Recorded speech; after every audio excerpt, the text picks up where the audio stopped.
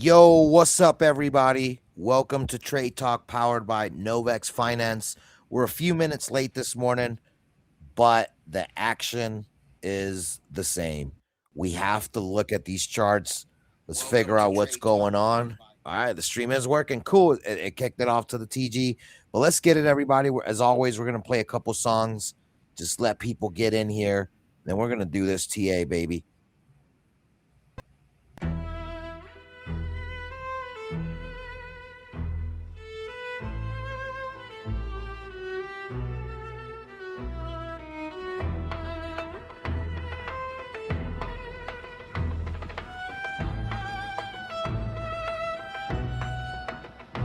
Deep in the pines, no Wi-Fi, just vines. Charts spread out, Fibonacci designs. CME gaps like ghosts in the mist. Candles burn slow, every wick got a twist. Solitude, silence, he carves out the play. Bear bully dances, no steps go astray. Alpha moves sharp like a hawk on the prowl. Numbers don't lie, he's the wolf with the howl. Clutch in the shadows, move so divine. Forest in the market, both intertwined. Catching that green while the trees sway fine. Legend on the charts, his name's a shrine. Heard the wind whisper, short it along. Wrote a sonnet and leverage a charting song. Green candles sprout like moss on the bark. Red candles drip like blood after dark. Hedge fund whispers, they envy his grit. Trend lines obey when his cursor's lit. No discord noise, just the owl's debate. He swings like a pendulum, never too late. Monotone scatter, his trades leave a trace. Charts in his mind, no screen to replace. Cold air bites, but the profits stay warm. Market storms rage, he thrives in a swarm.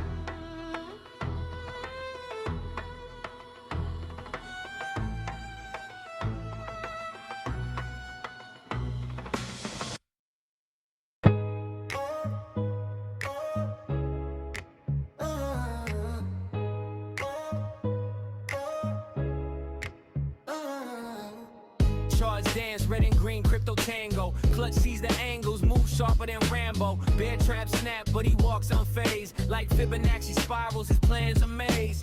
Bull runs charge, he rides them like a kingpin. Signal singing, wallets fat, digits clinging. Never panic sell, now he calculates. Eyes on a breakout while the market debates. Clutch moves, he don't flinch, no fear. Candles glow bright when the path ain't clear. Clutch moves, he's the one they all cheer. Stacking those wins year after year. He reads charts like books, Elliott Wave plots. Others guessing blind, Clutch connects the dots. MACD, RSI, trendline sniper. Why they chase the hype? He's the quiet decipher. Whispers to himself, patience pays the bold. Time in the entries, that gets pure gold. No noise in his zone, just signals he reads. Plays the long game, planting profit seeds. Clutch moves, he don't flinch, no fear. Candles glow bright when the path ain't clear. Clutch moves, he's the one they all cheer. Stacking those wins year after year.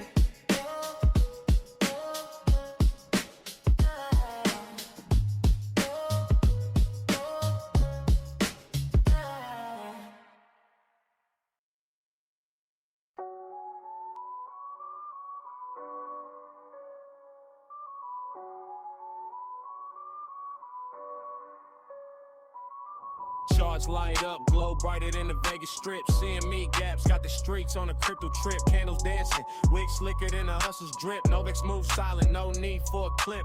Legend in the trade, fingerprints on the block. Blockchain buzzing every tick like a Glock. Defy dreams, I'm stacking on that E-Rock. Wallet full of alpha keys, turn never lock. Novex Finance, where the game gets flipped. Candle pattern sparking every chart we grip. Decentralized hustle, never sink, never slip. West side grind, making coins do flips. Bulls charge hard, bears lurking in the fog. Patterns in the smoke, I'm the wizard with the log. Fibonacci spirals, I'm the code in the cog. Crypto moves sharper than a diamond-studded dog. Green and red candles, paint Picasso on the screen. Liquidity pools deep, pockets never lean. Well swim silent, but I peep the scheme. Alpha moves nightly. Cashing out the dream. From the Satoshi code to the ether's flame. Novex rewrites rules in this money game. Charts speak the gospel, prophets proclaim. West side rider, blockchain my flame.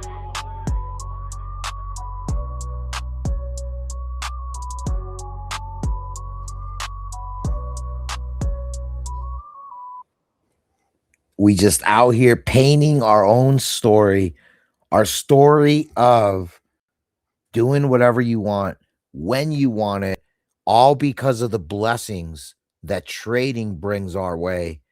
What a great weekend. Hope you spent some awesome time with your family. Maybe Santa Claus brought you a new computer and a new set of eyes so you can see these charts a bit different, just kind of how we roll here.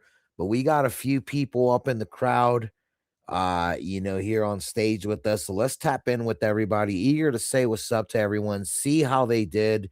And then we're going to get to this TA because you were expecting something. It came, and then what? We have to talk about it. We're going to talk about it. We're going to get people ready. And again, this is Trade Talk powered by Novex Finance, a decentralized futures exchange brought to you by traders for traders. You definitely want to check in, tap in as we're early to what we're going to be building here.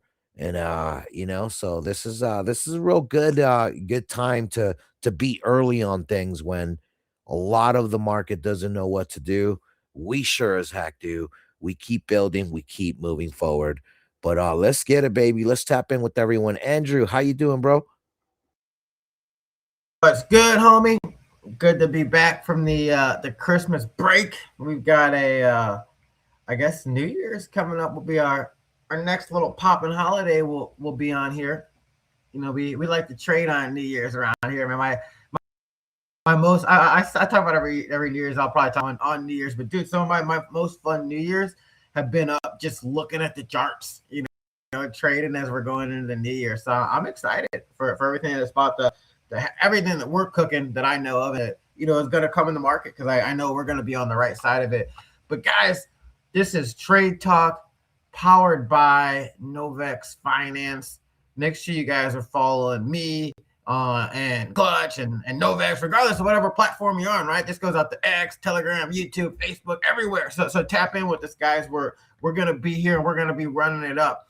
Our whole goal here is just to get to profits. How this episode goes down is we figure out how we're going to make some money, right?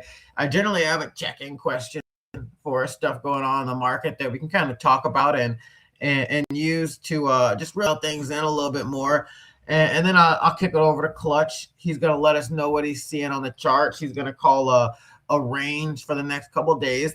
He's going to call direction for the next couple of days, and then we'll try to make a trade of the show.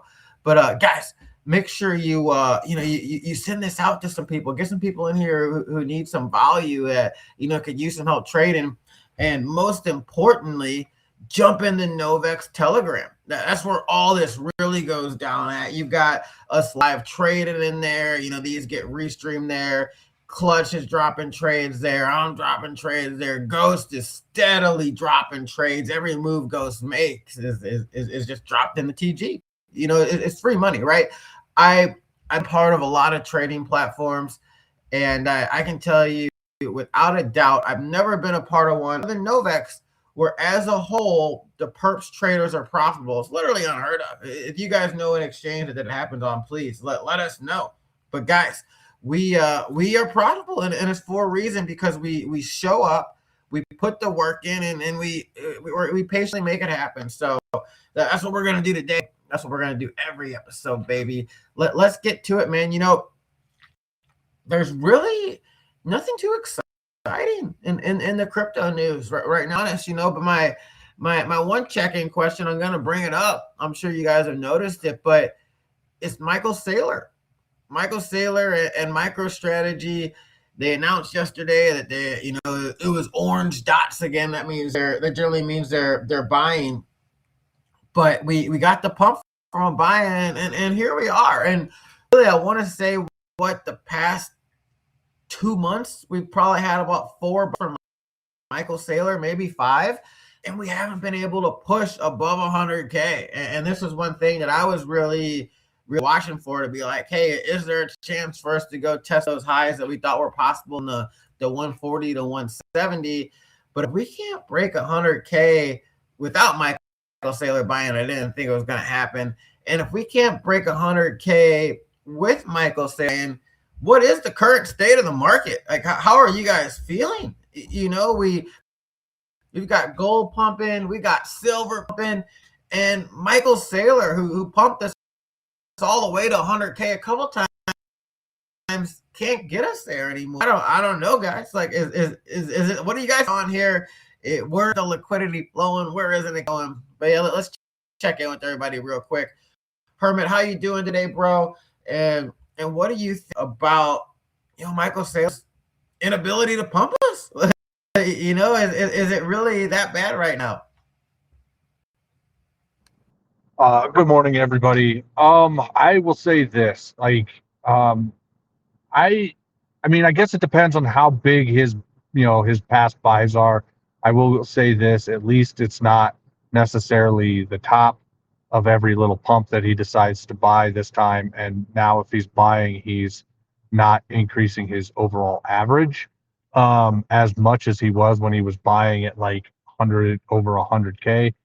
I honestly, I think right now, just the market in general is not the best. I mean, because Elon used to be able to pump meme coins just by saying one thing, and all of a sudden meme coins would just skyrocket. So, like, I just am, I think everybody's just in that phase. It might just be the holiday thing where everybody's just deciding to just take a break or something like that. But I was talking on my live stream this morning with Buddy, and we were just talking about the Genius and like Clarity Act and all of that stuff.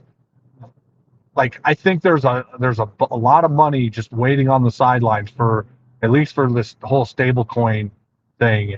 And then once those get passed, I think that's when there's going to be a lot of money coming in, and I think a lot of people are going to be caught flat-footed, and just not knowing what to do in that regard. So there's a chance for another pump. I don't think it comes from Michael Saylor. I think it comes from other places. But yeah, I mean, I just think a lot of people are a little tired at the moment. And again, it comes down to how much did Michael Saylor actually buy. I don't think his buys are as big as they used to be, but I'm not paying attention much to Michael Saylor, just because he doesn't have that effect on me anymore. So yeah, that's my opinion on it, though. I think there's still money out there, and it's going to show up when people least expect it. But You think it could come from if it's not Michael Saylor? say that again. Where do you think? Where do I think it's going to come from? Yeah. I just like, private equity type firms, places like that. Do they have enough to pump it to unimaginable heights? I'm not sure, but I just know that, like, with all the conferences that were happening, like Breakpoint that happened earlier this month, there were some private equity type conferences happening before Breakpoint in Abu Dhabi or Dubai. I don't know the difference between the two. I'm sorry. I'm an a-hole for that, but they're all the same to me. But Breakpoint, like, there was a private equity conference happening before Breakpoint, so it kind of coincided. And so those private equity people could then just meander over to Solana Breakpoint. And, some people were saying it doesn't seem as degenerate as it used to be. And, it was more, we have to become a business now type of deal, not, what crypto kind of has as its, like, what people think of when they hear crypto. So I just think money that comes in, whether or not it comes into your preferred token or an RWA, like, I'm thinking a lot of RWAs might will pump at that point. That's just my opinion in that regard, but that's why, is because I know there's private equity sitting on the sidelines waiting for the government to decide to pull their head out of their rear end and pass things that need to be passed so that private equity can get involved. Now, that brings a whole other host of issues into crypto that people say they want, but I'm not sure if they're ready for it. But we'll find out when the time comes. But yeah, I think it's just a lot of private equity firms waiting on the sidelines to start piling in. And you can tell me if I'm wrong or whatever too, No, I mean because I'd it like to kind of hear your makes opinions sense. on it. I could see a private equity push at some point in time, especially if they're truly looking for the exit liquidity.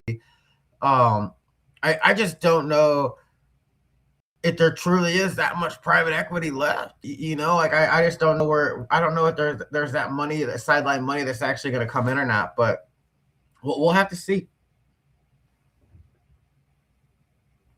We Let's will find out. Hopefully we find out in January, not February, but I think they're saying they're trying to push it till February or something dumb. I don't know. But anyways, sorry, I'll let you continue. No, you're good, bro. You're good. You're good. Like I said, it's a slow news day, man. You know, but I think little things we can pull maybe and just figure out, like you said, okay, well, if Sailor can't do it, who can? If anybody or any organization. So I do like those thoughts there, Hermit. Let's throw it over to homie Alex. Alex, how you doing across the pond? Hope you had a good Christmas, bro. What do you think about Sailor's inability to market? Is there any more money going to flow in? Yeah, I'm good. Christmas was fun, man. Yeah, just chilled out. As I said on Friday, I did everything the week before, so I've just been chilling out and getting down to business. I did pop down and watch the football over the weekend, and that was about it, man. Other than that, just busy sorting stuff out. But yeah, I don't know. Sailor said he was going to pump it, and it's just dumped. But yeah, I guess I know. It looks just like classic, the normal. You know, it went up for the Asian market, and it went up, in the Asian market, and then it came over to Europe, and it's dumped, and now we've got some consolidation for the US opening and stuff, man. So, but you know, he does what he does. Maybe he wanted a bit of a pump and rebuy in a bit lower. It did pop down a bit lower than it was and stuff, man. So, I'll see. Maybe he'll keep buying. You never know. As for institutions, yeah, probably we'll see something, but probably later on in the year, because who works in January in finance, man? They're probably all on holiday somewhere nice, somewhere hot and sunny, all over January and stuff. Here in London, the city's just dead during January, man. So, yeah, we'll see. But I did see some of the calls that Ghost was doing in the TG last night, where he was talking about we're going to know what's going to happen for the new year, and then he did that call what was 4 a.m. my time, so 11 p.m. Eastern, and it just completely dumps. And I hope some of the guys in TG took the advantage of the alpha there, man.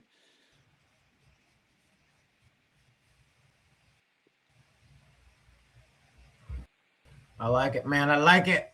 Stay locked in around here, baby. All across the globe, we're locked in.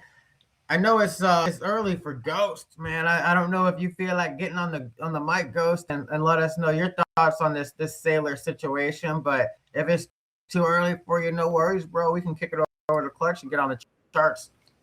I mean, it's early, y'all, but damn, man, y'all acting like I'm like some like old head that just sleeps all day or something, bro. Golly. No, I'm just teasing. I'm here. You're one of them West Coast Monicas.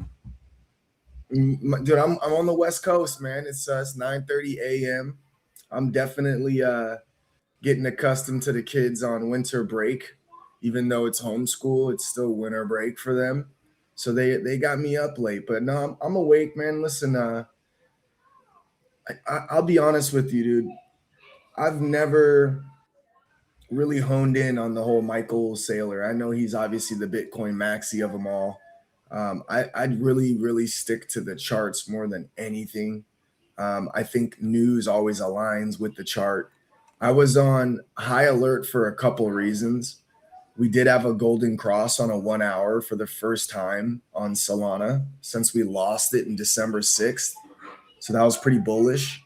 I still felt like it was a little bit too, a little too pumpy for me, even me being a permabull, as we call myself. There was the 200 SMA that was just something we've yet to reclaim. And so before I get excited, I had mentioned this, but I was also looking at the USDT dominance on the daily. It was a 50 SMA that would potentially be the support. I said this could set up a massive bull trap.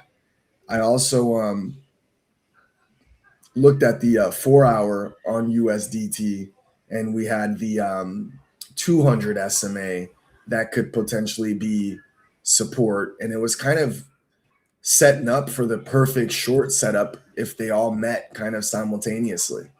And that would have been Solana hitting the 200 SMA as rejection, USDT hitting the 50 SMA on a daily, or again, the 200 SMA on a 4 hour.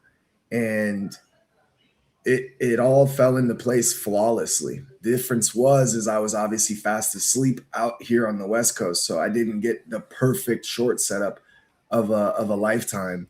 But I think it is bad when someone like Michael Saylor, who has such an impact on the market, similar to how you broke down Elon Musk when he would type about Doge or anything for that matter, those would absolutely explode. I know changing his PFP to a meme coin had it exploding at one point, right?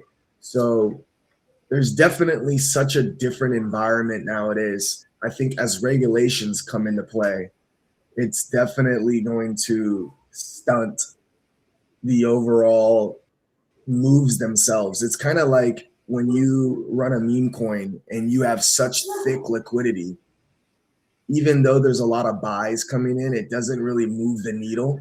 Just like full clips don't drop the prices as hard.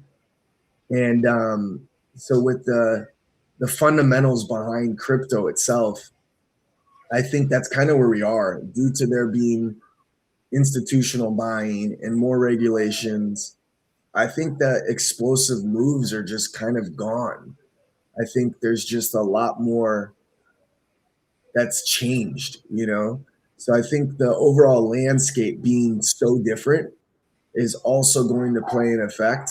But I think just overall market sentiment itself, there's no more money in retail for the most part. Like retail needs to kind of re-up. And I think once retail re-ups and the market starts to move aggressively, unfortunately, retail's the ones that essentially FOMO into everything and keep that momentum train moving. So we saw this pretty decent pump on all markets. And then, of course, it fades out, it dies out. There's no more liquidity to keep the momentum train moving. So I don't know if I can hang my hat too much on Michael Saylor not being able to move the market. I'm just not entirely sure that he moves the market in general. He can move the market in general. I think it's jumpstart the market, and then where it goes from there starts to align with the TA and starts to align with the retail needing to re-up. Because like you said, from an institutional buying standpoint, like where is this money coming from? And I'll go back to the first ever space that I joined for Trade Talk when I first spoke to Clutch ever on a space. And he's like, dude, we're talking about 4 trillion in the overall crypto landscape, right? Like market cap for crypto in general. That's a lot of money. Where's another trillion coming? And then if that trillion comes, if 60% of it's Bitcoin, and at the time I never even really looked into Solana's dominance, but Solana dominance, the highest I've seen it was just under 4%. It's at around 2.3, 2.4, something like that. Last time I checked, in the 2.25 to 2.5 range. Even another trillion doesn't really put you up that much when you're talking about Solana. So you just got to kind of like look at it from an overall, like, I guess, eagle-eye standpoint. Michael Saylor, Elon Musk, these individuals can definitely jumpstart markets, but I don't think the momentum can really be too intense. I'll make it quick on this part. My stepfather, he got involved in the stock market right before the dot-com crash. He hates the stock market. I got involved in the stock market in 2019, saw one of the craziest crashes ever with the pandemic, obviously, but I had not done anything more than dip my toe in the water. So then essentially when I saw this dip, I wasn't even concerned. My, wealth management guy that works at a really huge bank, he's like, yo, this is a chart I'm going to send to you. And this was like the first time I ever looked at a chart in my life. He sent me what was SPY S&P 500 since its inception. And it's just a straight up 45-degree angle with a bunch of chunk downs and chunk ups. He's like, so essentially, this means nothing. This will look just like one of these little drops eventually. And so what did I do? I added to all of my conviction bags, primarily Tesla, Apple, Facebook at the time, which is Meta now, Amazon, Netflix, the blue chips. And what ended up happening from there, as we all know, there was a massive recovery. Well, I feel like in crypto, a lot of people got involved during the pandemic, and a lot of people got exponential gains or substantial gains. And then now they dealt with like pullbacks in 2022 when administration was changed, and a lot of those people never came back. But then the next round, you get a lot of new people coming in. So I feel like right now we're kind of getting that reset once again, where sentiment's just so awful that people dip. Some of them will come back, some of them won't. My stepfather finally started getting back into stocks maybe a year and a half, 2 years ago. And I think that's just kind of like the ebbs and flows of the market. So right now, Michael Saylor could jumpstart it and get a little bit of momentum to come in, but it's short-lived because overall sentiment. I think we need to really break structure from the downside and before momentum continues. And I just don't know when that'll be, obviously. So long story short, I don't know where the money will come from, but I think that retail needs to re-up. And I think that there'll be some regulations that will obviously change the whole basket of things, like tokenizing stocks on the Solana chain, on the Ethereum chain, apparently. I think there's a lot of liquidity and a lot of volume just by kind of marrying the two that could potentially bring more revenue in companies like Solana, which would essentially be bullish in the long haul. In the short haul, I got nothing for you, bro. Just got to play what's in front of us. Well, man, you made a really great point there, I think, on the there might not be explosive moves in Bitcoin anymore, right? It might operate like the S&P 500. And I think that was actually a great comparison to where, like, regardless of what we want to say about the stock market, is if you zoom out far enough, it's pretty much straight up. If you're on the 20 plus timeline, it's straight up. So we could see very similar for blue chips. Yeah, for blue chips, 100%, right? Like for blue chips, you look at Apple, right? Like you look at the S&P 500, the NASDAQ, the Dow, like blue chips, you're looking at ETFs versus blue chips. And yeah, so Bitcoin is one of those blue chips, obviously. It's going to be something that a lot of Bitcoin maxis, they have yet to be wrong technically. We experience the volatility in the midst of it all.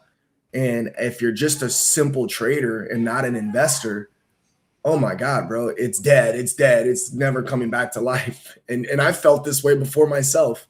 I ran it up to 75K, ended up selling everything I had at 50K, watched it go all the way down to 16 or 17K again, and did not jump back in all willy-nilly, bro. I was like, yeah, man, I'll wait till it's at 15. And it never really got down that low.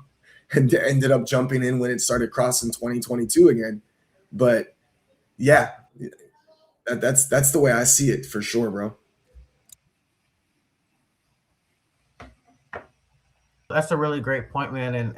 And you could be right. Now I think I do agree actually for the most part, but I would probably have one explosive movement, and it might be years away, that like just we wake up one morning essentially, maybe it could even happen over hours, who knows, but like just over a very short period of time, everybody's priced out of Bitcoin. Because if Bitcoin's $1 million, you can't pay the gas fees to move it off the exchange, so like, yeah, go buy your $50 and leave it on the exchange. You really don't own your stocks, you just own an IOU on them. So I do think that you're probably right. I never really had considered it till just now that, man, there really might not be explosive moves on Bitcoin anymore from this point. Because I mean, like, what are you gonna do? Are you 200K real quick? That takes a lot of liquidity. But I am prepared that just like a bunch of time players over a 2-day period and just run it up so fast, none of us can get in with them. But I do like your points there, Ghost, for sure. Oh, I appreciate that, bro. What up, Clutch?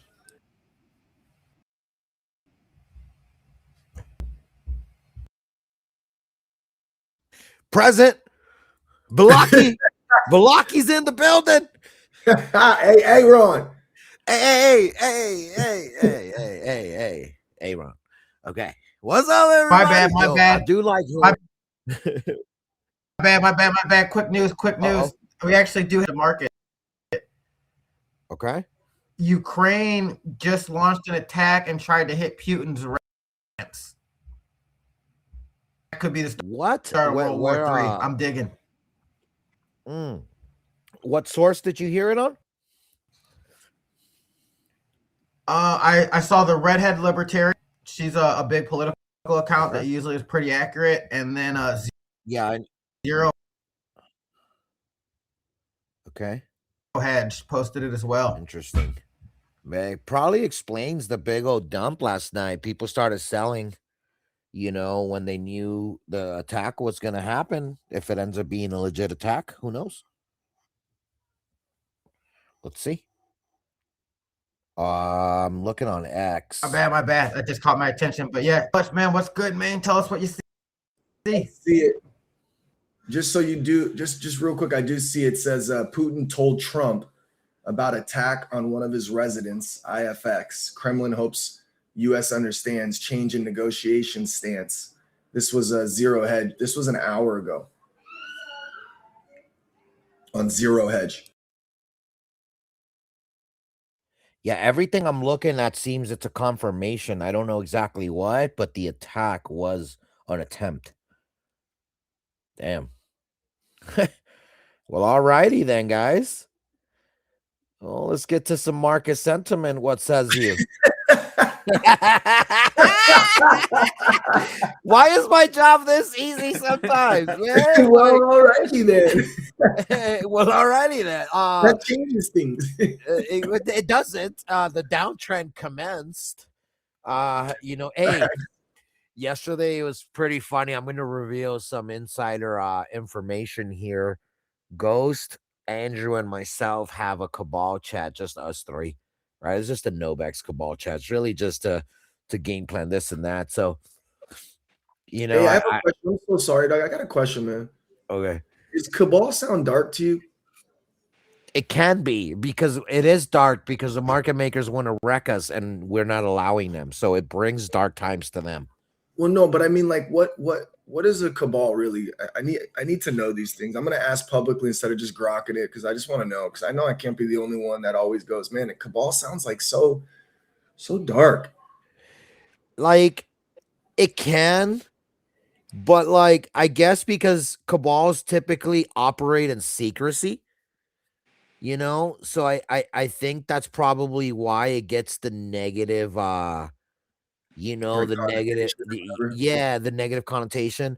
And it's just kind of, it typically is like smaller group people, and it's just a secret group, and they work together. So typically it can be like, I mean, this is where Hermit should step in as like our Webster's dictionary. But essentially, it's just a private group, and they operate in secrecy, and is usually smaller groups. Exactly. and they operate for their own benefit, not for necessarily the Right. benefit of others. So yeah, cabal, it has a negative connotation, but you can also have a cabal that's good. It's just most people have a negative connotation to it. So your So our cabal is, hey, how do we make Novex better? How do Correct. we make our traders better? And how do we make everybody succeed if they follow the what we're telling them to follow? Like there, it's just most people in this day and age would have the negative connotation, especially like with you got your meme coin cabals, you got the cabal of, like Clutch said, the market makers. The market makers are a cabal where they're just trying to like liquidate you any which way they can, and you got the Novex cabal that is trying to fight the other cabals. So Well, I we're got trying to the fight. We're cabal of trying to life. fight. Well, Herman, we're trying to fight complacency as traders, right? But anyhow, so in that joyous cabal chat that we happen to have, I'm going to add a little vigilante cabal. I like that. the vigilante cabal. Yeah, I there we go. was like, damn, I just saw this vicious pump. It would be a shame if I don't top wicket. It was so awesome, bro. I literally, dude. And then I went on the TG given. I called a short. It went up a little bit more. We were at like 89.3, 89.4. And then when we went to 90K, it's like, dude, I'm freaking shorting this. It's just a shame that I didn't go to sleep with my position open, but I just wasn't sure what was going to happen. So, as always, guys, we're going to screen share. We're going to look at a couple things. Let's get to this market analysis here. That's what everybody wants to get here, right? So here's one of the things that I always go towards. And again, let's take a quick pause. If you're a brand new trader, I want you to understand one thing. 9 out of every 10 traders are losing traders. One of those 10 traders that isn't a losing trader, he actually gives it all back. The percentages are so freaking bad when it comes to trading that you have to surround yourself with people that know what they're doing, talking about, and they're going to help you stay protected from the double liquidations that happen almost on the daily. Both bears and bulls are wanted. They want both. The market makers want both sides to lose. So if you're new and you're listening to Trade Talk, what is this? Who are we? What do we do? We are a decentralized perps exchange operating on the blockchain. You know, the whole not your keys, not your cheese. It's not an issue with us. You control the account. You own the escrow account. You own your freedom to trade freely without any restrictions and being able to operate just in a way that hasn't been brought to us before over the last several years. So strap in and get ready because we give you market sentiment that you can take to the bank for the next 2 days. We host Trade Talk every Monday, Wednesday, and Friday at noon Eastern, followed by Tuesdays and Thursdays, Cup and Handle with Ghost. And we also do a whole bunch more streams when it comes to poker, fun events, community building, gaming, you name it, we do it all. The whole idea here is to give you things to do so you're not just watching charts and absolutely bored and just wondering, what am I going to do with myself? With us, we're always wondering what we're going to do with ourselves as well. But the only thing we look for is the new trade, the next trade, so we can keep winning and keep taking these free things that the market operates with, giving you just free plays. And you're going to learn that stuff. But again, if we're bearish for a season, if we're bullish for a season, take what we say here with an expectation that it's the sentiment for the next 48 hours as we host these shows every couple of days structurally for you so you don't have to fall apart when it comes to where do I start? What do I do? Well, let's get it. Trade Talk has always been that flagship for us to really promote doing the right things, fundamentally speaking. And step one, just like rebounding in basketball, you want to box out to get the rebound, right? Well, for trading, you want to go see what the market is telling you. And for starters, we want to look at the market cap. We want to look at the fear and greed. And we want to look at altcoin season ratings. Why? These ratings here tell you a lot about the market sentiment. So for starters, market cap being under 3 trillion is a huge deal. This bull run that just passed, we made it to 4.5 trillion, all-time high total market cap in crypto. The previous cycle, 2021, well, it ended in 2022, but anyways, that cycle, we went to 3.3 trillion all-time high. In this last wave of bearishness, we have really struggled to try to maintain 3 trillion market cap. The scary part there is that we're trading or we're trending underneath the total market cap of even previous cycles. That's dangerous. We're supposed to be getting better. We're supposed to get more. Just steady growth. You should never hit certain levels, but this market likes to take away everything that it gives you. We've known this, a lot of us crypto OGs, so we don't just hold forever. We love selling tops and buying bottoms. Really, I love selling when people are greedy, and I love buying when people are in fear. We're at a 30 score here, which the insane part of this is there's a lot of negative just aura and vibes in the market, financially speaking, world temperature, politically speaking. I mean, you have widows of some, doing crazy things out in this world. They're promoting things that their husbands were against. I think you guys know what I'm talking about, but all I'm saying is that feels like a butterfly effect, like type of situation where we're on now, because everyone keeps telling me all these things and that we're so supposed to just go straight up to the moon, but yet all we're seeing is liquidation event after liquidation event. It's getting very scary out there, and at the end of the day, this is why we do this, to keep y'all protected. So our traders, because we know the market cap is under 3, we know there's rising greed. We know this because this score was at 16 since last week, and it's starting to go up. Maybe that's why Michael Saylor bought. Other people bought, increased the fear and greed index here as people are starting to think maybe this is the bottom. That's why you're seeing a lot more fear. Well, let's discuss if we think this is the bottom, because ultimately it doesn't feel like the bottom.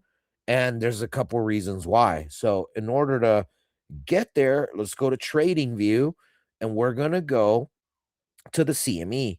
What was interesting about the CME on Friday, we had a close. And this is kind of why I was not sold on this pump last night. Yesterday, if you paid attention, that candle on Friday closed at 87,960. Yesterday, the candle opened at 88,200, essentially leaving about a $500 little gap. What's crazy there is, how do we close this gap? This wick just happened this morning, and here to really figure out how this swing went, let's go to the 4-hour candle so you guys can see it. So on Friday, let's identify the last candle on Friday. So you just got to hover over them, which was this one. So you see on Friday, we closed there. And what did we do on the open yesterday? We went massive pumpy, made it all the way to 90,000, damn near 91K. We went to 90,990. So let's just call it 91K for the CME. And the cool thing about that, that's when I sent out my text to the Cabal chat, with Ghost and Andrew. But I basically said, and I'm going to just go to it because, obviously I'm just being a little funny and typical, little dad jokes, But I said, just saw this nice pump. I may have to wick it. We all know what that means by now. I'm the top wick bandit. I stay stealing tops for proof, because most of y'all might be like, what does he mean by that? Well, let's go to Novex Finance, where it gets real fun. I mean, you notice my positions here. This is where I did the short, and then Ghost, it went up some. I fired again. Look at this. I never fired 3 times at a trade. I fired 3 times because that's how sure I knew that we were going to dump. But I did put my targets at the 21 EMA because I was going to sleep. And this is the part that I was kind of angry that I didn't set my order to the 200 on the 30, on the 1 hour, but I literally shorted the top here. Absolutely grabbed an amazing price and ended up finishing with 180% position.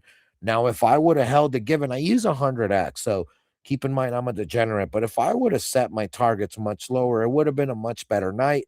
But anyways, always look for wicks. But anyhow, when I saw this pump, it was right around this candle, and you can see it because I actually shorted. That's right when the text message went out to these guys. It's like, hey, this crazy pump just came out of nowhere. It doesn't feel right. It didn't feel right here. And I went to the TG and called this short. So people that took it, GGs. I know there was a few that did. One posted the P&L and another one texted me and said, thank you for that free play. It was just absolutely easy to take this because we knew all the different sentiment points in the market, fear and greed rising. Yeah, we become fearful when it's greedy and we get greedy when it's fearful. Opposite. Market cap not just under 3 trillion, but now really heading towards losing the 2.9, and that's a scary situation. We don't want that. So anyways, in saying all that is how I was able to really understand that on this like natural pump, it just did not feel natural. I was gonna fricking short it, and the CME was obvious that it wasn't gonna leave a little gap here. Why would it leave this gap? And for you guys that are listening, Ghost, Andrew, all you guys, no matter what level you are as a trader, you got to be able to recognize these things, right? Because this was the gap that it left open immediately on open candle. And I messed up. I should have just shorted to the gap. I'm a weenie sometimes, because I should have freaking just, again, set my freaking targets lower. Like, it was obvious that it was gonna go down, but, I took half of the move. Cool. I'll freaking take it, but if I'm being honest, these are spots in the market that I need to improve upon and get better so I can grab more of these trades. But here's the thing. Every day there's trades, and every trade gives you a certain move. In that move, assuming let's just say it goes up 2% and you're trading with 50x leverage, that's 100% play. If there's 100% play on 50x leverage 5 times a day and you happen to catch 3 of them, you missed the other 2, but you didn't trade them. You went 3 for 3 by catching those 3 trades. If you were to catch at least 50 to 70% of every move, you are going to be extremely happy with your portfolio. I shoot for grabbing most of the dumps or most of the pumps whenever I'm trading. So, like, I didn't trade here because, I had family over, but you see the same things, right? Like, I'm shorting, I'm closing, and then I'm buying, longing, boom, boom, boom, boom, and then shorting, closing. But you see this, like, yeah, could I have grabbed all of this move? I got a bunch of it, right? Like, it just never gets boring when you're understanding what's at stake here. Like, for here, I long, close, finally grabbed my short, closed half, closed the rest here, and then look at this, just long. This was the long on the show, so all I'm saying is these little things here always present themselves, and you don't want to waste opportunity. So I understand you want to take trades, but understand that if you grab most of every trade you see, you're going to be extremely happy. So don't press, just understand consistency pays. Okay. So on the daily for the CME, we are what? Still absolutely not liking where we're at, but not hating it either. Why? For starters, it's given us better price on all our alts of choice. enjoy your crap coin buying, right? It's at a discount. But I do feel there's going to be bigger discounts. Now, the one thing to understand though, for the CME, we are seeing a couple bullish signs. Sign number one, low, higher low, and we're starting to really go after and testing these dumps. I'm still not fully convinced that we fully tested this dump, so I'm still on a little bit of a careful side of things, but overall, I really don't hate this as it's consolidating like a champ, and it feels like the next leg down isn't going to be as brutal. I'm expecting 65K to be the absolute bottom, before we pump up from there. And the second wave bottom should be that 40 to 50K range. I hope I'm wrong, but let me tell y'all why I think that. We're going to go to the 3-day. On the 3-day here, we all know there is some bearish momentum brewing up on Bitcoin as the 3-day ADMA crossed under the 200. But on the CME, that has not happened yet. Why hasn't that happened? Well, the CME closes on the weekends, right? CME, the ticker is BTC1 exclamation. It represents the Chicago Mercantile Exchange. It trades Monday through Fridays and it closes on the weekends. That's why you'll see on daily candles, if you go here, notice how there's the Friday candle and then the very next candle is a Monday candle, the one we're currently on. That's because there's no trading on the weekend. So, in saying that, everything on the market just tends to slow down some versus what you see on the rest of the charts. And on the 3-day, we are consolidating above the 200 EMA, this purple line, which is real solid. But what I don't like is all these rejections to the 8 EMA. Typically, you get some nasty, nasty pullbacks after that. And to figure out where we would head, it's been the 5-day and weekly on BTC1 exclamation on this chart. It's been what I've been waiting for. So on the 5-day, 21 about to head under the 50. That's been happening and getting closer and closer. This gap steadily, if you look at percentages, just to kind of look at from here, right, to where we're at now, we have a 4.3% tighter spread just from these gaps from 21 to 50.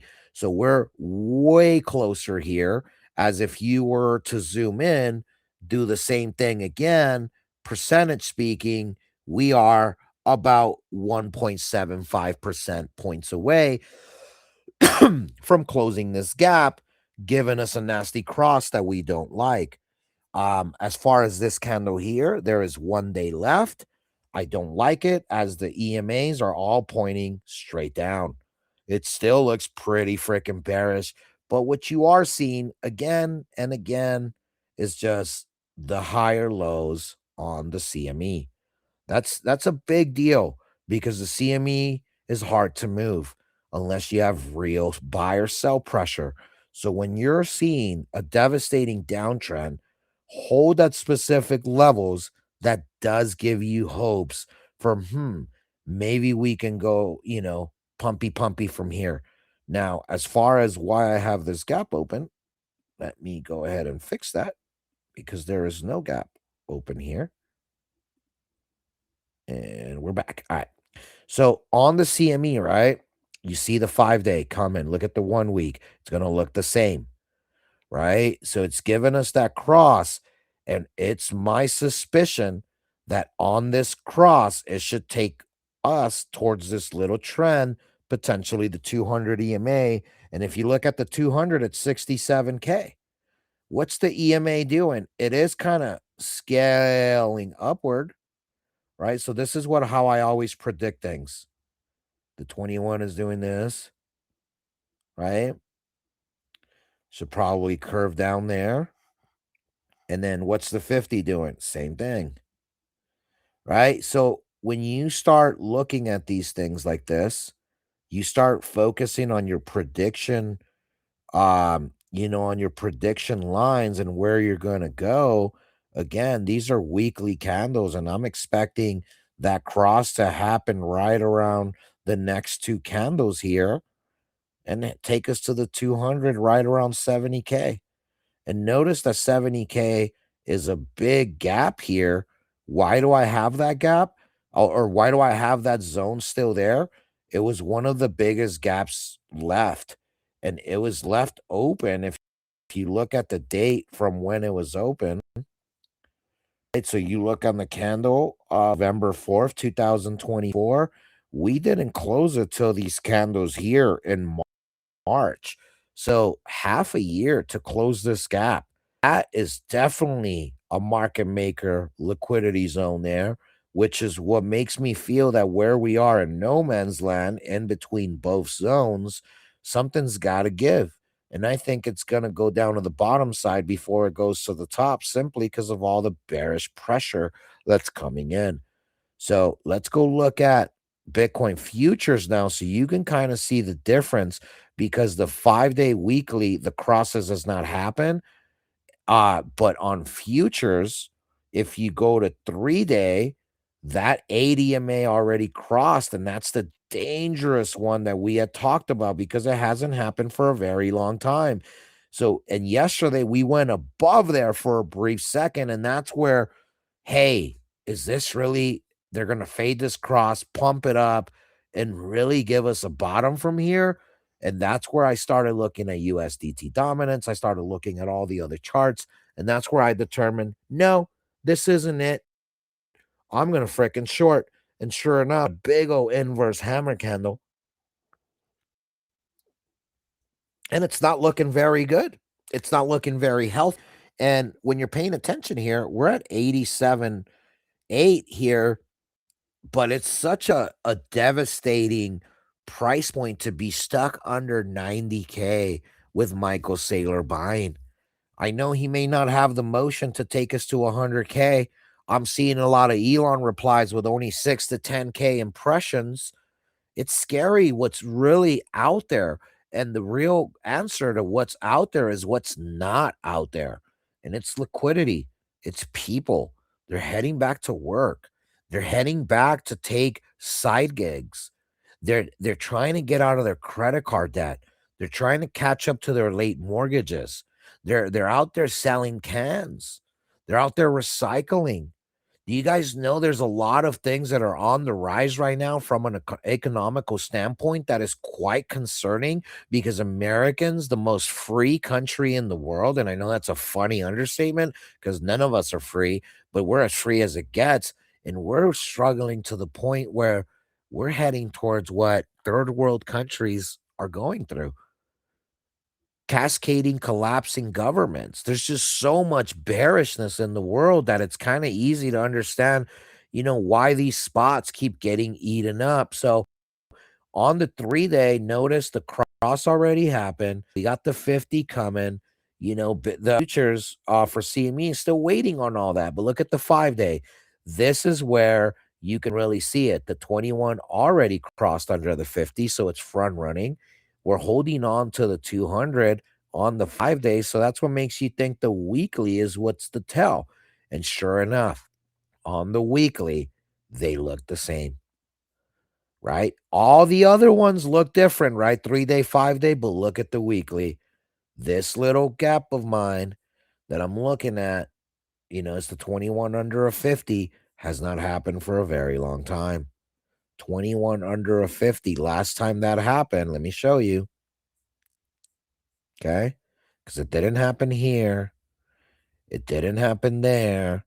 So the last time the 21 under a 50 EMA happened on the weekly for Bitcoin on futures, it's right here on this candle here.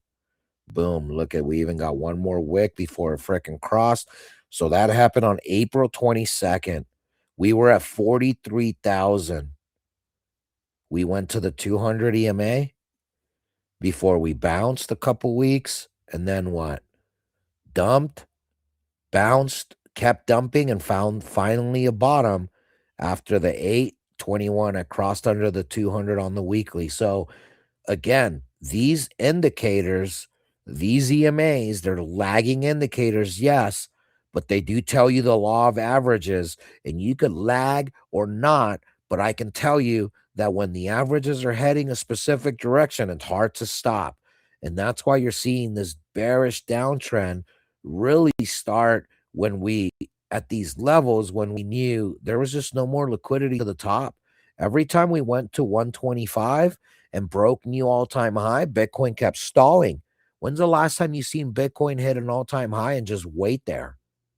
We hit an all-time high of 68, 69,000 and we went to 77K, or an extra 15%.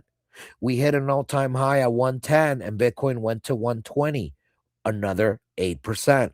We then established, we went down to damn near 95, and then we established all-time high and we went to 127, again, about another 5-7%.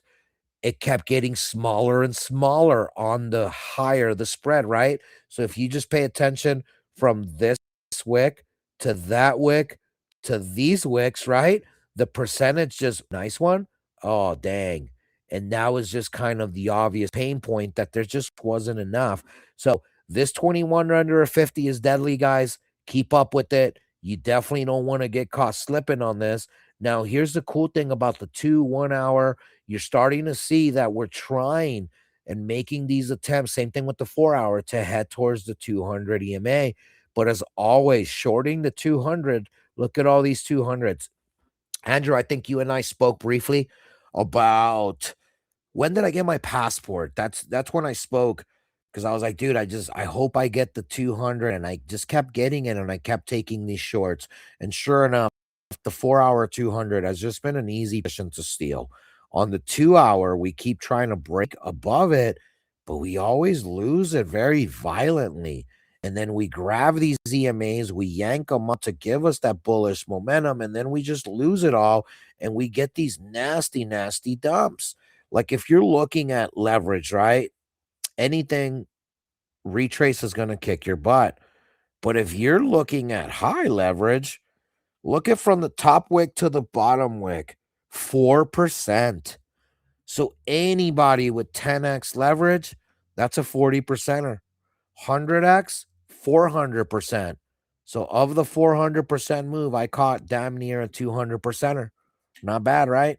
But anyhow, we drag the EMAs to then use them as bearish momentum, and that's just what it feels like they've been doing here, here, here, here, here, and here. When you hit these levels, these bottoms, there's no more bearishness. We're way below the EMA. So how do you get these EMAs to be on your side when you want this chart to short? Well, you freaking long on them, right? So you long the charts, you freaking then dump it on them, and then you get the confluence of traders seeing these EMAs. Oh, these crosses are going to happen. I'm going to short. Oh, we're way above the 8. I'm going to short to the 8. This is literally just free liquidity in these plays that they give us. So just paying attention, just understand the waves, but you see the bearishness. 30-minute, double cross, triple on its way. 15-minute, that means we already got the triple cross. So pay attention to the 1 hour. Yep, sure enough, 1 hour is the tell, as the 2150 is getting ready to create this cluster, head under the 200, and we should get a nice little frickin' retrace here. I should expect, to head down towards those levels. Okay, so the last chart we're going to look at, so we can really have some fun, we're going to look at Pumpy Dumpy. It's such an important chart. As always, right? Proceed with caution when it comes to this. And for those of y'all, little secret, invert your chart. Remember, when we go up, the market dumps. When we go down, the market pumps. So if you just invert it, then you want to long with the chart and short when it's heading down. Again, if you invert it. But it's just a little secret for y'all. But anyways, on the weekly, we got the bullish momentum that we were waiting for. 21, 58, everything crossed above the 200. On the 3 and 5 day, it should have crossed as well. 5 day, I think it was the last one. And sure enough, look at that. It just crossed. And you know what's funny? Right before this cross happened, we got a vicious dump, meaning that vicious Bitcoin pump, right? This vicious pump gave you this big old wick right to the 8 right before they crossed it on you. This 5 day candle just happened, 4 days left. right? Oh, sorry, I'm tripping. 2.5 days left. Half of this candle is done. The cross happened, and now here we are above all those EMAs. On the 3-day, then that means all the crossing already happened as well. So now that you got the 3, the 5-day, and the weekly crosses going, we have the 2-week that's left. And if you guys remember, this is kind of what I was waiting for to finish before we realized if we're going to dead stop at this Toyota ramen territory. And for those that don't know, I labeled this red pocket Toyota and ramen, because if we go above that, all you're going to be eating this cycle is Toyota and ramen. Well, ramen for your food. And if you buy a car, Toyota will be the best car you buy. We want to reject, head towards the lifetime trend so we can lose that, go on a golden run, and then we can have Lambo and steak. The wife suggested that I put Lambo and lobster. It just sounds more funky and more fancy. So we'll take some votes on that. Maybe I'll change my Lambo and steak territory to Lambo and lobster. But anyways, on the 2-week, that 8, I'm sorry, the 21 already crossed above the 50. So we are at the level where we used all bullish crossing and we haven't ripped through this trend. This is an insanely good sign for us. Every time we've hit Toyota and ramen, we've gotten vicious dumps, right? It's happened 1, 2, 3, 4 tries. These clusters, I'm going to count them as 1. So on 4 tries, we finally went above a lot of areas, but here's the dangerous part. We barely wicked above here, which most people thought that's enough of a sign to for sure going this way.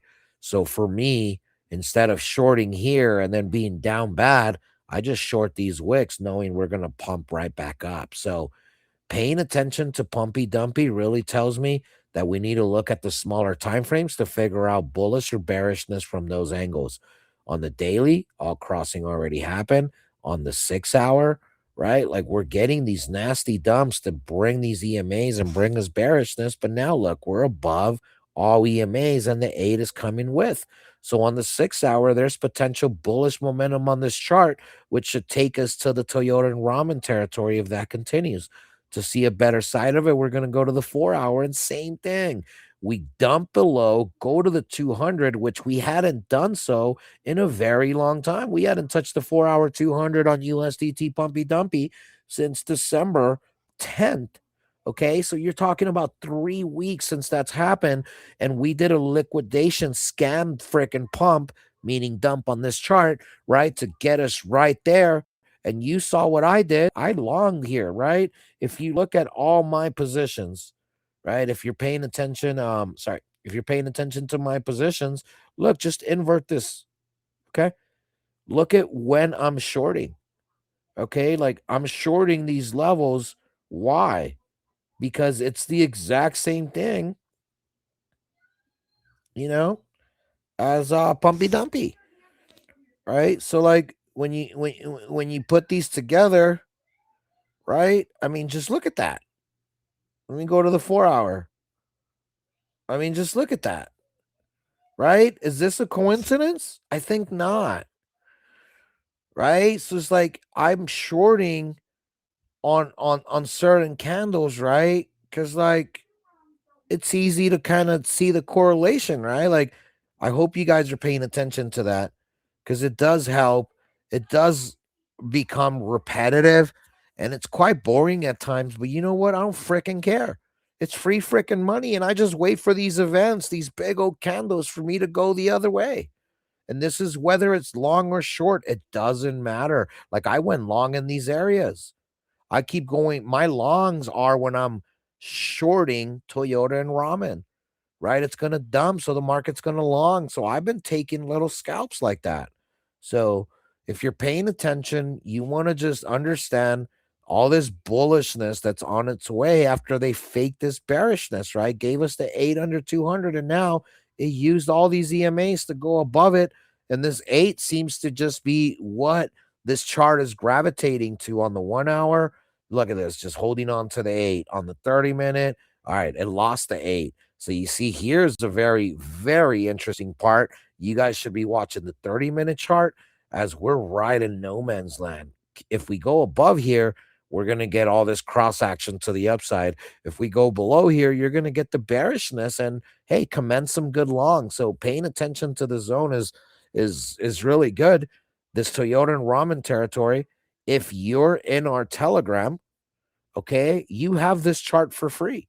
Let me show you guys. I'm going to go to our Telegram, right? So we're going to go to the TG, we're going to go to the Novex Finance, and we're going to go to charts. Then we're going to scroll up, and you have all these different charts. Look, I have the BTC index. I got Pumpy Dumpy. If you just click Pumpy Dumpy, look what it does.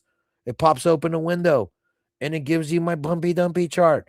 It's very important because it's going to show you the Toyota and Ramen territory. It's going to show you the Lambo and Steak territory. It's just going to show you just how I chart. And obviously, I'm not the best charter in the world, but what I am saying, my charts do slap. And you got all these charts for free, just by being in the Novex Telegram, Novex Fi. Just go into the TG, search Novex Fi, and that's all you need. So anyhow, guys, from everything that I'm looking at here, it is giving me hopes that this could be the end of this bullish momentum on this chart. But it looks and feels like it's too obvious that that's the play. So be very, very careful, as the easiest way to know how far we can go is after testing resistance here, right? Right? You see all this testing. You measure from the dump to the absolute top, and you get exactly where you can go. And check this out, because we dumped, rejected, and final fake out. We went from here.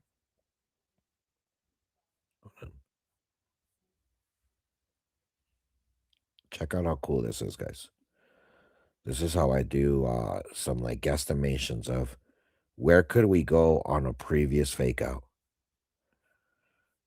And that's not a pretty sign, is it? If you guys remember, I had another little angle. It just deleted. Right? See? It frickin' breaks all hopes that we may have. This is extremely possible, guys. And why? Because last bear market, before we went to the bear market, right? We had the all-time high pushes on these bottoms, right? 68, 69K Bitcoin.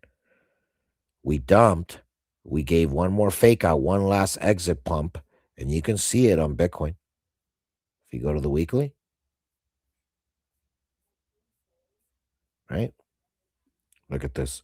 One pump, two pumps, three pumps, four pumps, five pumps, vámonos, right? So you see it. One pump, two pumps, three pumps, four pumps, five pumps, last one, vámonos. And I just simply measure from bottom to top. And if we break this little level here, this is a potential area that we can go. Now, I don't think we go that high. I think we land somewhere here in between. I'm going to be setting up forever longs type of deal, buying spot at these levels, like hardcore. Anywhere here, I'm in. Take my money, right?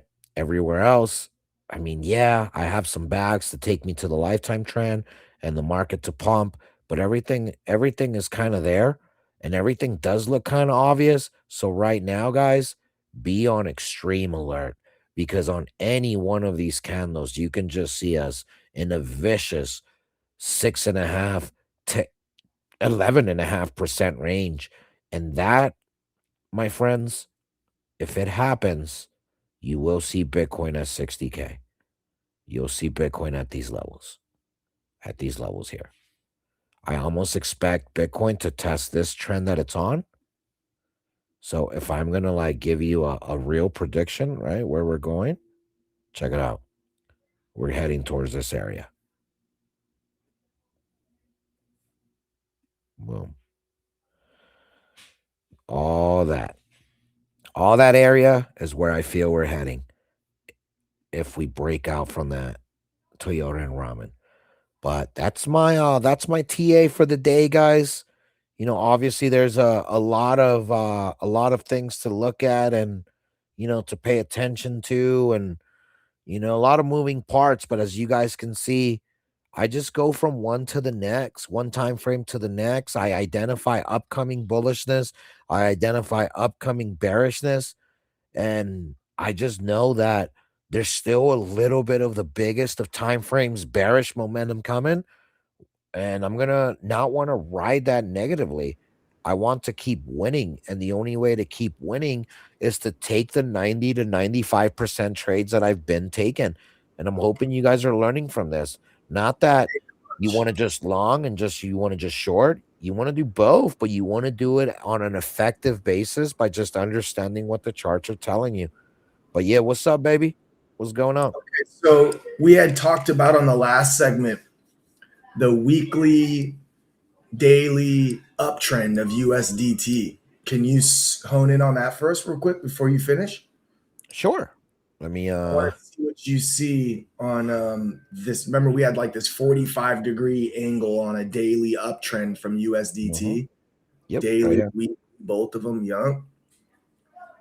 Can you chart your daily uptrend and weekly uptrend if it's still a valley or if it's an official trend, and then also tell us what you see? Because I see something interesting happening myself. I want to get your input on it. Okay, so look at this daily. It literally gave us kind of this perfect three-touch trend. Yep. Right? Because you have the three touch right there. Solid, wick, and then look, none of these broke. Remember, we were saying, hey, it may not be able to control that top one. So it broke that top trend, but all it did on this dump, look at this, gave you a perfect freaking wick. Okay, so question, does this give us a trend now instead of Correct. That's what I thought. Okay, cool. Correct. Let's go. That's why it's a solid line, because it gives you one wick, two wicks, and a third solid. So it's 2 and 1. 2 wicks, 1 solid, 2 solids, 1 wick. Cannot cut through wicks. And yeah, so here, let me remove the EMAs too, so it looks even better. Bam. That's a perfect trend. So we are trending here, and basically what it's doing is just essentially it's this bull flag, bro. It's freaking flagging, it's just, look at this, dude. It's just, as soon as it's either gonna break above or below it, right? And that's what we're eagerly waiting on. And this is what I was saying with, man, it feels like all the bearish momentum has done, right? Like the 2-week, the weekly, all the crossing happened, right? Everything has officially happened. Damn, look how sick this freaking trend looks on the weekly. Oh my freaking goodness. Yeah, here, let me get it precise on the weekly. Boom. Yeah, look, none of it slices through. This is an official trend, bro. That's freaking gross. This is what I've been watching, bro, since you put me on USDT. Like, if we break this and reject it on the retest, we might get not a Lambo and lobster yet, but we'll get at least a little quick pump before hitting that lifetime trend.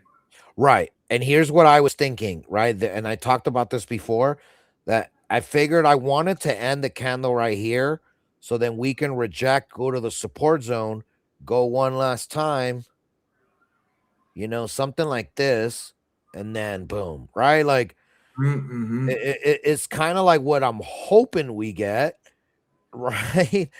But it's like, bro, at any one of these moments, this thing could just be like, yeah, no, we're just gonna bounce.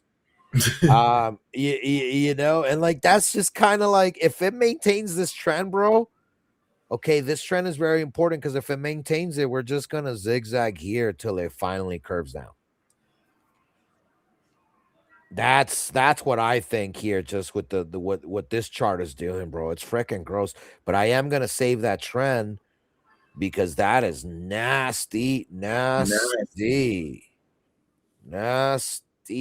Here, and I'm gonna give us some more precise trend here. There you go. Boom. Let me save this chart for y'all. Go to the monthly. No, let's go to I like the 3-day on this. It looks so clean. Watch this. Boom.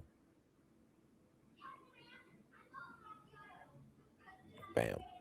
You see, like, Let's save this chart. Cool. So now you guys have my USDT dumpy pumpy chart. But yeah, that's the reason between obviously the differences with the alleys and trends now. But yeah, we got a perfect look at this perfect trend, bro, on the freaking 3-day. Freaking nasty, bro. And the fact that they dumped it or pumped the market right to a precise location tells me one thing, bro, and I will die on this hill. The market makers tallied up all the liquidity all the way here and they longed it themselves.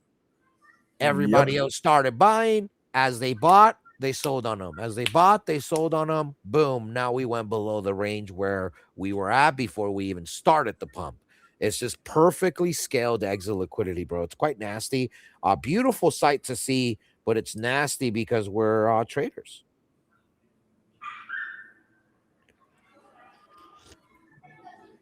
They're trying to get us, bro. It's liquidation, man. But yeah, guys. So anybody else have any questions, any sentiment they would like to throw up? I know we got Morgan up here, Hermit. What up, Alex, Andrew? Any one of y'all, any questions, any TA? Let me check the chat. Maybe there were some questions. I haven't been paying attention to the chat. Hey guys, how are you? Yo, yo. Yo, What's up, Morgan? Good to see you guys. I couldn't get in at first. I don't know what I was doing. I was like, wait, that's a different date. So not sure if I was doing it right, but at least I got in to watch you do the charts, which I absolutely love. So thank you.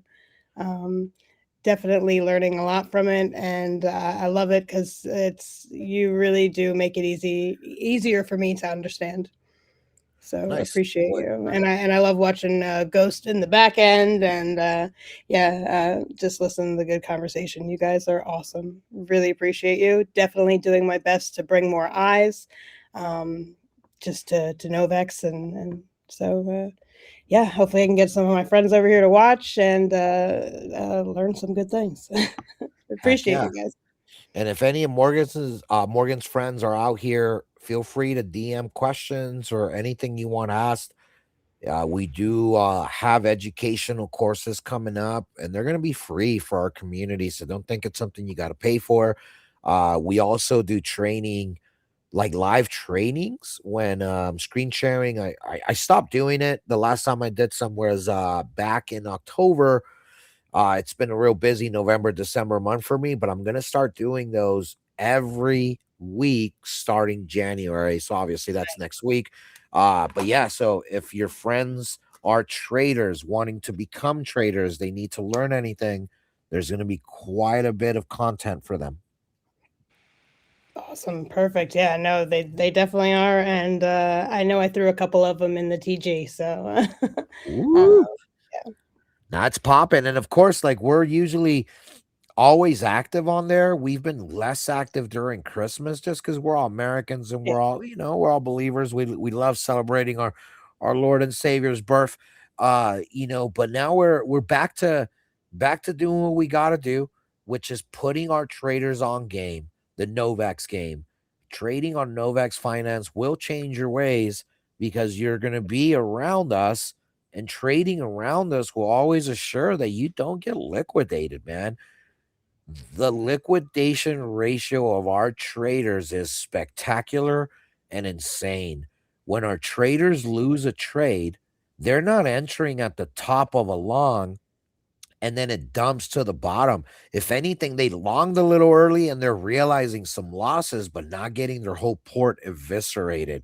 That's because of the patience, understanding, and the things that we are doing to really make it fundamentally sound to be a trader just by being around us and knowing, when to take position. So we're in see green, take green territory.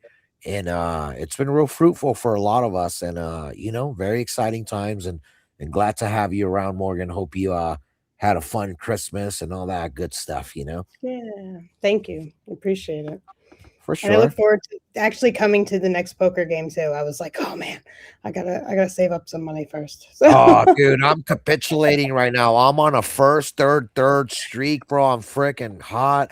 I should have had a couple more wins, bro. Ghost knows what's up. I'm supposed to be happy because all I do is just have a chance at winning all these tournaments I'm playing in. But my goodness, not finishing is not okay.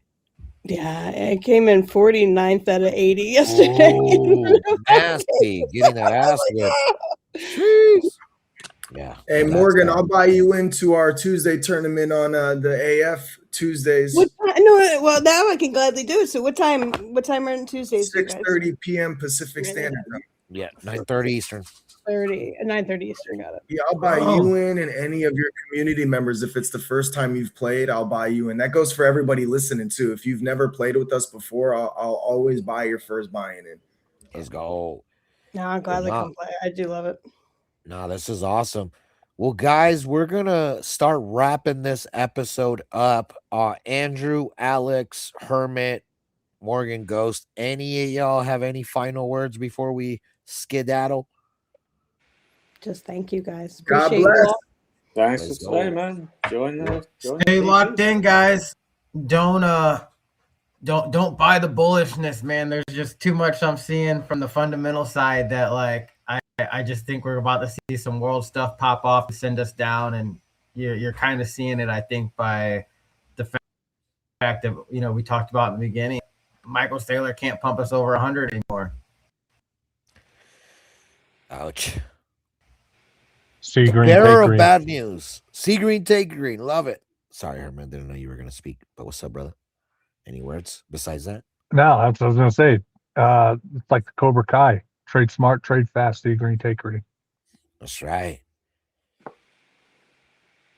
Andrew, Ghost. Anything? I just We're want to good. say God bless everybody that's tuned in, man, and please join us on the free TG, man, and get some alpha. That's all. I love you guys. Appreciate you. Oh, heck yeah. We're just out here painting our story, guys. You know what I'm saying? And if you want to paint yours as a successful trader, you have to surround yourself with the right people. We have chosen to become those people when it comes to the art of trading because we do see things differently. It's our hustle.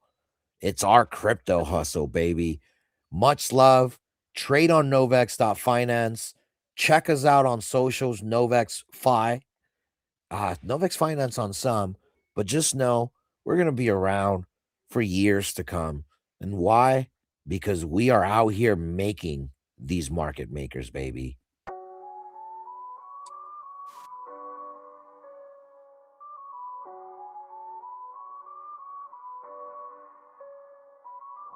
Charts light up, glow brighter than the Vegas Strip. CME gaps got the streets on a crypto trip. Candles dancing, wigs slicker than a hustler's drip. Novex move silent, no need for a clip.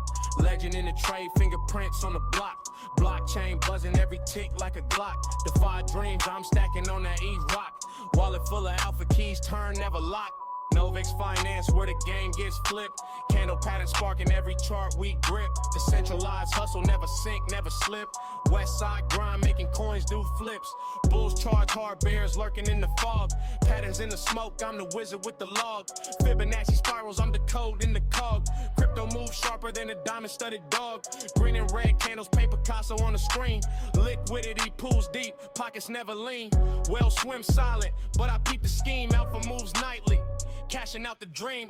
From the Satoshi code to the ether's flame. Novex rewrites rules in this money game. Charts speak the gospel. Prophets proclaim. West side rider. Blockchain my flame.